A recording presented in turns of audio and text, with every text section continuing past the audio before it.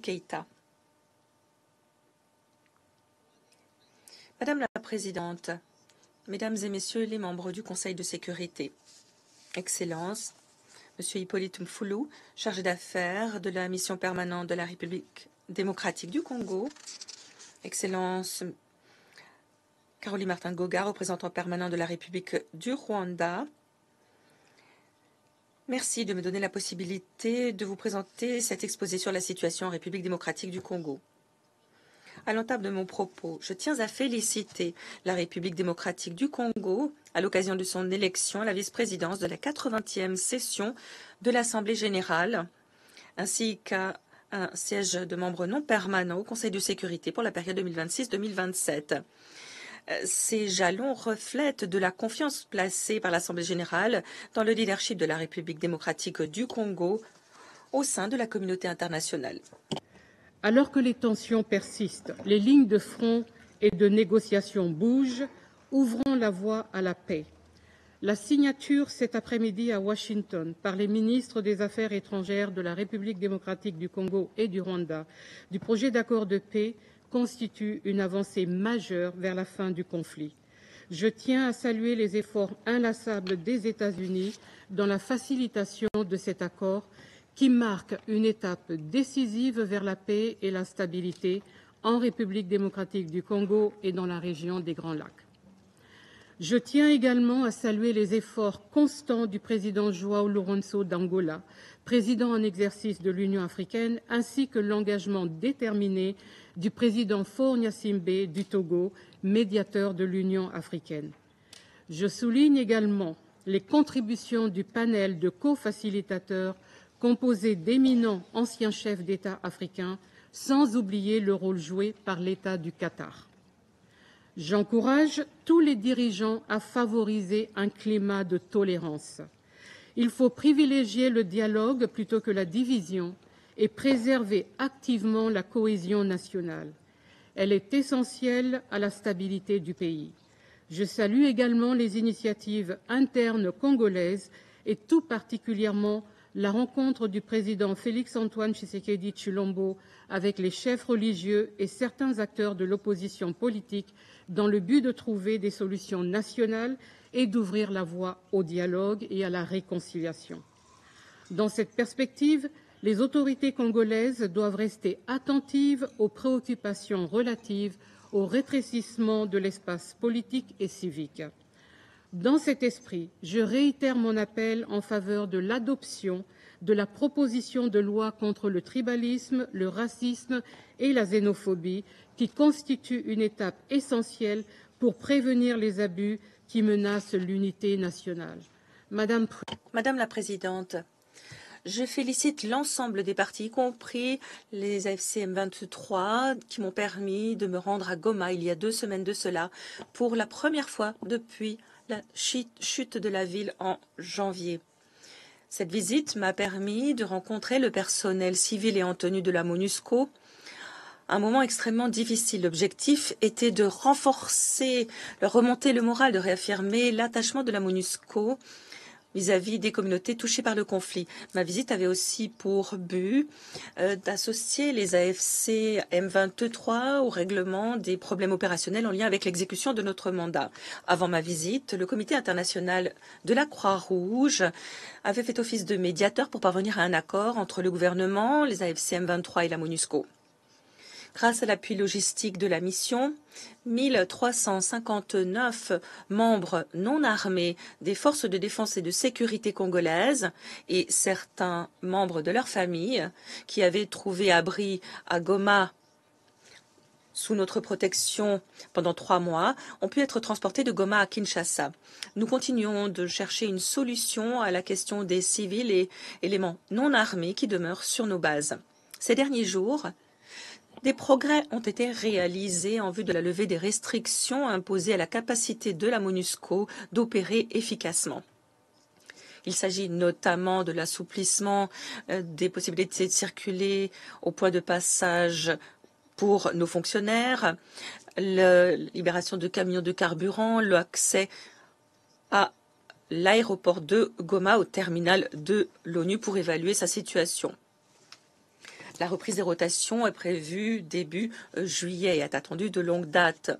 Elle permettra de doper le moral de nos troupes et représentera un soulagement. J'ai bon espoir que ces faits positifs favorisent la liberté de circulation de la mission, permettent le franchissement des points de manière plus prévisible pour le personnel et permettent aussi de réapprovisionner plus simplement les soldats de la paix et de faciliter leur rotation. Madame la Présidente, si les efforts diplomatiques portent sur la crise actuelle, la situation dans d'autres régions où opère la MONUSCO exige aussi une attention urgente. Dans la province d'Ituri, les attaques menées en représailles par les Codeco et les groupes armés Zahir continuent de toucher des villages et des sites de déplacés à l'intérieur du pays, entraînant de graves perturbations de la fourniture de services médicaux aux populations vulnérables. D'où deux nouveaux groupes armés ont vu le jour menés par Innocent Kaina et Thomas Lubanga, tous deux condamnés pour crimes internationaux graves, notamment le recrutement d'enfants. Au Nord Kivu et en Ituri, les attaques contre les civils menées par les ADF ont diminué ces derniers mois. Mais pourtant, elles demeurent meurtrières. La menace que représentent les ADF n'a pas diminué, elle a plutôt évolué, sachant que le groupe change de stratégie. Il essaie désormais de trouver un appui parmi la population locale pour financer ces actions. Dans ce contexte, la MONUSCO continue d'appliquer sa stratégie en matière de protection pour réduire, atténuer les menaces contre la population civile, renforcer la résilience des communautés, ainsi que les capacités locales, améliorer les systèmes d'alerte précoce et de réaction rapide et promouvoir les droits humains et l'application du principe de responsabilité. Cette semaine, la MONUSCO a facilité un deuxième tour de pourparlers dans le cadre du dialogue pour la paix d'Arua, sous l'égide des autorités de la province d'Ituri, avec la participation de groupes armés Codeco, Zahir et autres. Faisant fond sur les efforts précédemment déployés au plan politique et le récent lancement à grande échelle des efforts de réintégration du PDDRCS, Programme national de désarmement, de démobilisation, de relèvement communautaire et de stabilisation en Ituri, à Beni et Lubero, des centaines de combattants désarmés ont maintenant rejoint des projets communautaires offrant des possibilités d'emploi, une formation professionnelle, une éducation aux droits humains et d'autres activités de nature à dégager un revenu pour eux-mêmes et leur communauté. Dans le même temps, la MONUSCO soutient activement les efforts déployés dans le domaine de la justice. En Ituri, les tribunaux forains réalisent des progrès significatifs. Les auteurs de violences sexuelles commises en temps de conflit, qu'il s'agisse d'agents de l'État ou de membres de groupes armés, sont poursuivis et jugés. Les membres de la milice Codeco, des membres de la milice Codeco ont été condamnés pour crimes contre l'humanité. À Beni, le transfert temporaire du quartier général de la force a renforcer notre collaboration avec les forces de défense et de sécurité congolaises. Nos patrouilles, y compris celles menées avec la police nationale congolaise, nous ont permis de renforcer nos efforts de protection. Dans certaines régions, cela a permis le retour des institutions, des services publics et, avant tout et surtout, des populations vers leurs moyens de subsistance et leur lieu de vie. Présidente. Les violences dans l'Est de la République démocratique du Congo continuent de toucher de manière disproportionnée les femmes, les garçons et les filles. Le viol et d'autres formes de violences sexuelles y sont encore utilisées de façon systématique comme armes de guerre. Les structures de santé sont fréquemment prises pour cible. Les hommes et les garçons accusés de liens avec des forces opposées sont exposés à des enlèvements, tandis que les femmes et filles survivantes de violences sexuelles voient leur accès pourtant crucial aux soins de santé considérablement limité. Plus de 290 écoles ont été détruites cette année à travers la RDC, particulièrement dans l'est du pays, privant ainsi plus de 130 000 enfants de scolarité. En Ituri, les cycles de violence maintiennent 1,3 million d'enfants hors du système éducatif et particulièrement les filles. La situation humanitaire en République démocratique du Congo est intenable. À travers le pays, 27,8 millions de personnes sont en situation d'insécurité alimentaire et près de 1,4 million d'enfants souffrent de malnutrition aiguë. Environ 7 millions de personnes sont déplacées à l'intérieur du pays, souvent à plusieurs reprises, principalement en raison de la violence.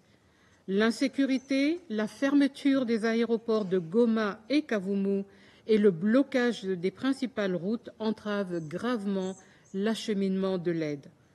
12 travailleurs humanitaires ont été tués depuis le début de l'année. La crise sécuritaire dans l'est du pays a aggravé la situation humanitaire à laquelle nous ne disposons pas de moyens suffisants pour répondre. La suspension des financements du principal bailleur, qui couvrait 70% de la réponse humanitaire en 2024, oblige les acteurs humanitaires à se recentrer uniquement sur les urgences vitales. Nous sommes à la fin juin et le plan de réponse humanitaire n'est financé qu'à 11%. Face à la dégradation de la situation humanitaire et à la réduction drastique des financements, j'appelle la communauté internationale à agir sans délai. Il faut garantir les ressources dont dépendent des millions de vies. Madame la Présidente, la crise actuelle complique le désengagement et la transition de la mission auquel nous demeurons pleinement engagés. Dès lors que les conditions le permettront, le chemin vers une paix durable en République démocratique du Congo exige le partage des responsabilités. Elle exige une action collective. À cet égard, je remercie le Fonds pour la consolidation de la paix qui appuie les efforts conjoints déployés par les Nations unies. En conclusion, Madame la Présidente, je suis encouragée par les progrès réalisés pour parvenir à une solution politique au cycle récurrent de conflits dans l'Est de la République démocratique du Congo. La MONUSCO reste prête à appuyer ses efforts sur la base des décisions et en fonction de la volonté du Conseil de sécurité. Je vous remercie. Je remercie Madame Keïta pour son exposé et donne la parole à l'ambassadeur Kanou. Madame la Présidente, chers collègues, j'ai l'honneur de prononcer cette déclaration en ma qualité de